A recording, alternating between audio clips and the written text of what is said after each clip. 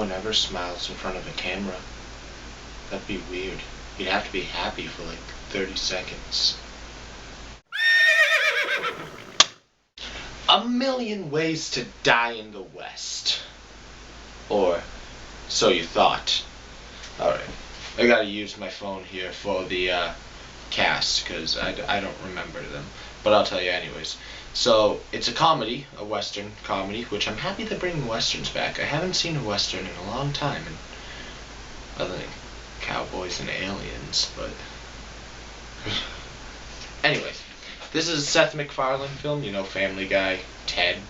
Ted was really good. This... yeah. And obviously, Seth Macfarlane plays a cowardly sheep farmer named Albert. And his girlfriend, who ends up breaking up with him at the beginning of the film, setting the plot, is Amanda Seyfried.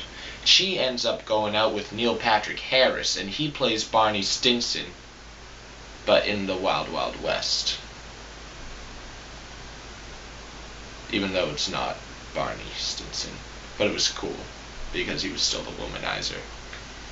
Anyways, Liam Neeson's character is a real, like, outlaw. Everyone knows him. And his wife, Charlize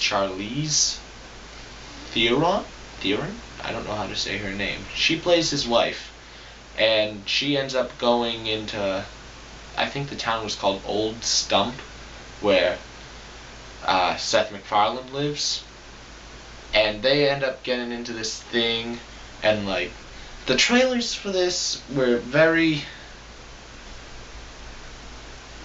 they made you think that the movie was going to be different than what it actually was. It made you think that Liam Neeson was going to be the main protagonist. No, not protagonist, antagonist. Seth MacFarlane was the protagonist. But it actually turns out Neil Patrick Harris was, because through most of the film, it was Seth MacFarlane whining about how Amanda Seyfried left him for Neil Patrick Harris. And then NPH was just being a dick. I mean, there's no two ways about it. And then NPH and Seth MacFarlane ended up saying that they wanted to be in a gunfight. So now he has to learn how to shoot a gun properly. So that's where Charlize Theron comes in. Can I just call her CT? CT? Is that cool? I'll say CT. So she starts teaching him how to shoot guns or whatever, and what's he do? He doesn't wimp out exactly, but she knows that he doesn't stand a chance, so she basically drugs him, so when he shows up to, she drugs NPH. So when he shows up for the gunfight, he can't do it because all he's doing is pooping in people's hats, which was kind of weird. Just kind of took the hat off someone and started pooping in it. Yeah, but he was the main antagonist. But then, like, Liam Neeson was like, I hear someone's been playing around with my woman, so someone's gonna die. And obviously Seth MacFarlane's like, oh man, I'm out. And that's in like the last 20 minutes of the movie. That's when Liam Neeson's character finally starts playing the role that we had anticipated him to play.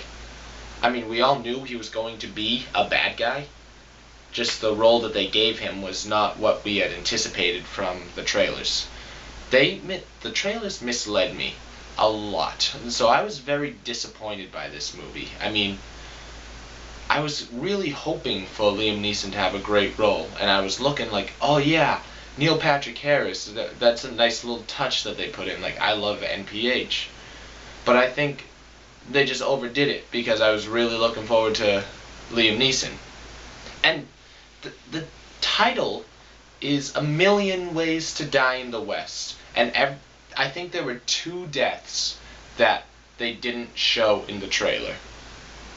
So it's really like 18 ways to die in the West.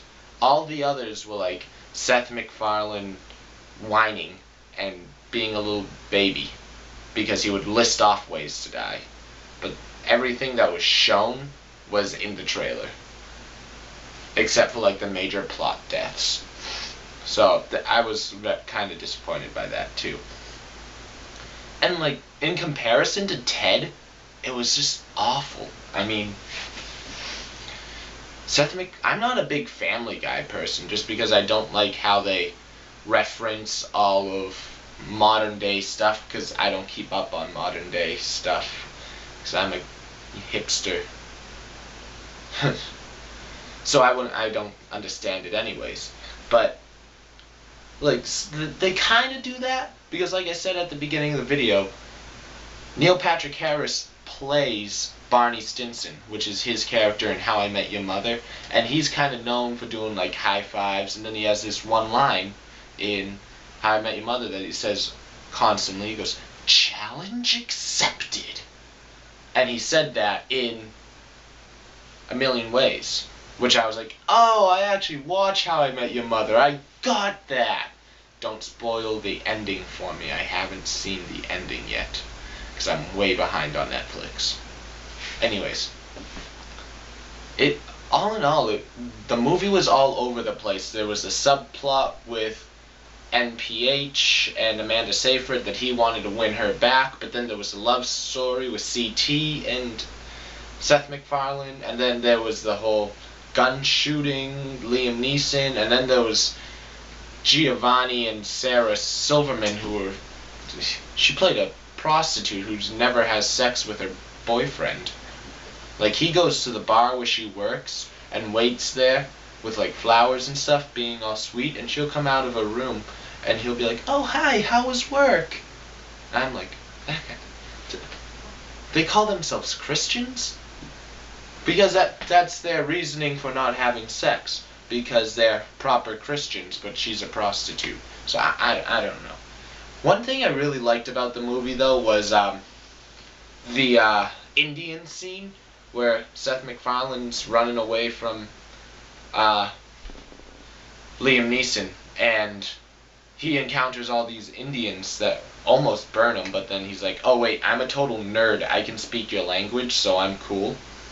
So they drug him up, and they're like, so he's like, I can't, I'll totally freak out. And they're like, oh, no. So he drinks the whole thing, whatever it was, I'm not quite sure. And they're like, whoa, that was for the whole tribe. It's like, whoa, what's gonna happen now? You're gonna totally freak out. So he does, and he has this hallucination. It was hysterical, because there were like mountains just floating, and there were just sheep, and it was awesome. And then just the fact that like they made fun of the fact that he was a sheep farmer throughout the movie. He's like, yeah, I'm a terrible sheep farmer. I mean, one of them ends up on the ceiling every day. Not the ceiling, but the roof. She ends up on the roof every day. I mean, I don't know. And I'm sitting there like, why don't you just build a fence? That'll keep them all where they're supposed to be, right? Because he's got some in town, he's got some over here, some over there. They're everywhere. I'm like, just build a fence. I didn't really like the movie.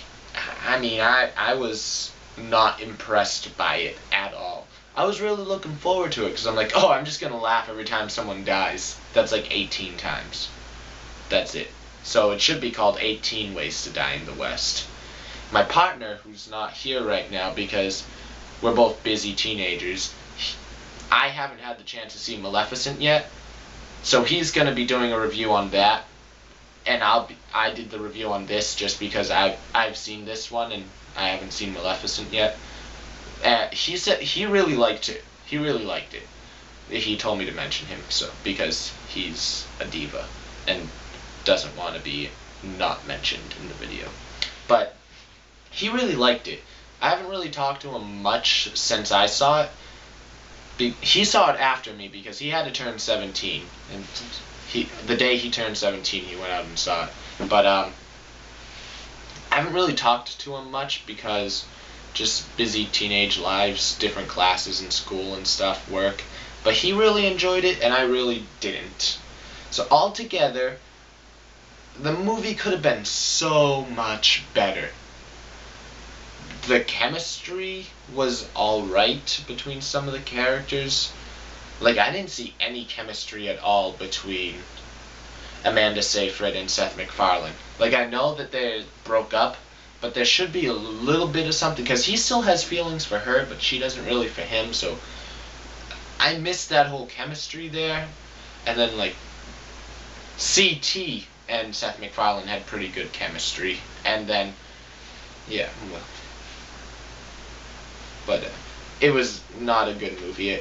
I mean, if you want a cheap laugh, I suggest it, but I'm gonna give it like a 5.4, because I laughed a couple times and it wasn't so bad. I mean, it's not Batman and Robin, but I don't know. 5.4, that's my score. Whatever. Wasn't good. So remember, Film Geeks, remember to subscribe, comment below, follow us on Twitter at @TheFilmGeeks, and that's with a Z. Alright, come back for more. Well, not we'll, but he will have Maleficent up soon. Stay tuned for that. And that has been this installment of The Film Geeks. Thank you for watching.